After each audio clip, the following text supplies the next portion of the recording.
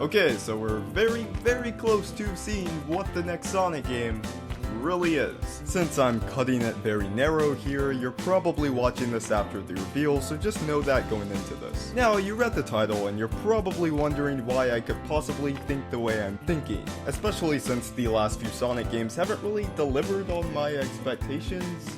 Yeah, spoiler, we'll get to that game later, but I have my reasons. I have hopes for this one, I have good expectations for this one, and let's look at why. Why will this anniversary game set itself from the others? Well, it goes all the way back to Lost World. The game was nothing like we kinda hoped for coming after Generations. In fact, it started a small decline in Sonic's massive comeback. This is actually the last main title game we had, the last Sonic Team game. So I can use this reasoning to help the case that as far as main title games, we're sorta in the right state of mind. Just be careful with the risky ideas, understand what worked in the years prior, and you could have yourself a good game. Now that's obviously a very shallow way of going about it because they can always suck, right? Shadow could have improved on Heroes, it didn't. 06 could have improved on Shadow or any other game at the time, and it didn't. Well, something else I look at, and easily one of the more obvious facts, is that this is the longest we've ever went without a main series game.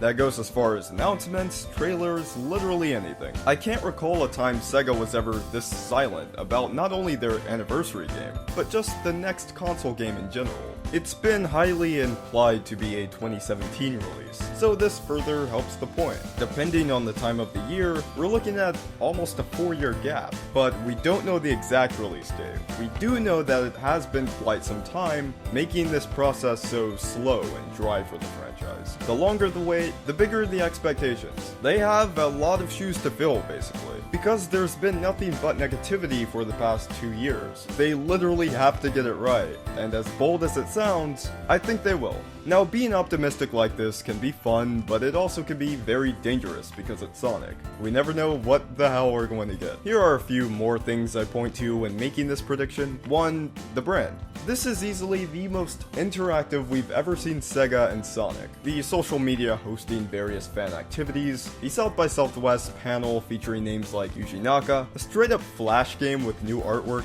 interesting unreleased concept art for all of the characters. My god, I'm so glad they went with the right designs. What is this? It looks like a 90s Mephiles. And Cream, well, I guess Cream is going to be adorable either way. And finally, the fact that all of this leads up to a Sonic Anniversary Party, which is hosting the game reveal. We've never had any of that, and I've never seen the company so engaged. It seems as if they're speaking to us directly. I have faith in what they're doing simply because it appears as if they're really not trying to rush this thing out. They're listening a lot more, and I get the feeling that they're having fun with this whole thing. You could say that about Boom as well, they definitely were excited for that, but this feels a bit more authentic and is very appealing to people like myself who have been there since the classics. I can't really explain myself more than that, I just have faith in whatever they're releasing. By doing this, I ultimately put myself in the infamous Sonic cycle, you know, hype up the game, get disappointed by the results. It's definitely happened before, whatever. I'm willing to take the risk.